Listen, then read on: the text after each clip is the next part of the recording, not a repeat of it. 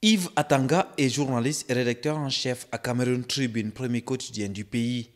Pour lui et pour toute sa rédaction, la CAN féminine va bouleverser les habitudes. Au niveau de la rédaction de Cameroun Tribune, ça s'organise comme habituellement tous les événements spéciaux. Parce qu'au-delà des événements sportifs que nous n'accueillons pas de manière très régulière, on a l'habitude d'accueillir des événements spéciaux. Et ici, qui dit événements spéciaux dit mobilisation générale de la rédaction. Donc quand il y a un événement comme celui-là, il n'y a plus de rubriques, il n'y a plus de services. En général, on concentre l'essentiel de la rédaction sur l'événement. Donc toute la rédaction de manière générale est mobilisée. Et pour cette première grande compétition organisée par le Cameroun depuis la CAN de 1972, le quotidien entend mettre en place un déploiement exceptionnel pour une couverture à la hauteur de l'événement. Ça a commencé pour nous depuis un bon moment déjà, depuis octobre. On avait une page quotidienne tous les jours qui essayait de suivre les préparatifs de la CAN, les autres équipes au quotidien. On est passé à 2 pages en novembre. Justement pour que les gens soient informés, pour essayer de maintenir l'attention des gens, parce que parfois on a l'impression que les gens ne se rendaient pas compte que l'événement approchait.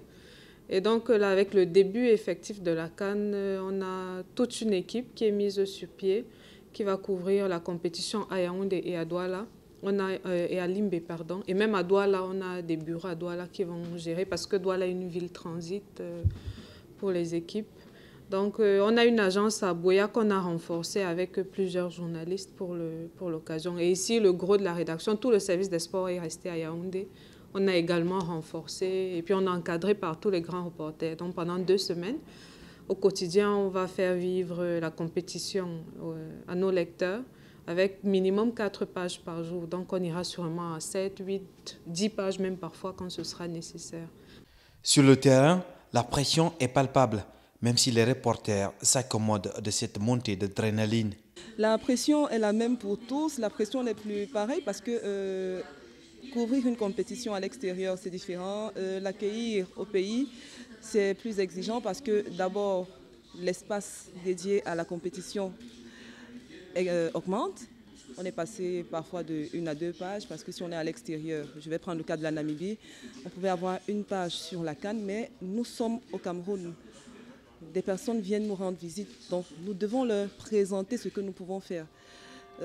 Pour cela, nous essayons d'avoir davantage d'espace. Donc nous sommes passés de 1 page à 2, 4 et peut-être 8 pages pendant la compétition. Donc il y a beaucoup de pression parce qu'il faut aller sur le terrain, il faut revenir à la rédaction, il faut rendre, il faut tout le temps être en mouvement.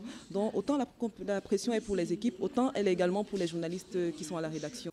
Cela dit, les facilités qu'offrent les sélections sur place permettent d'atténuer le stress.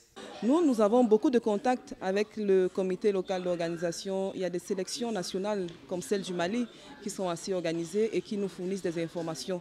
Donc elles nous permettent de mieux collecter sur le terrain, d'avoir accès aux sources et après de rentrer à la rédaction, travailler pour rendre et permettre aux lecteurs d'avoir le meilleur contenu possible. La pression risque de monter crescendo d'ici à samedi soir et le public de plus en plus exigeant voudra tout savoir de son équipe et des stars attendues.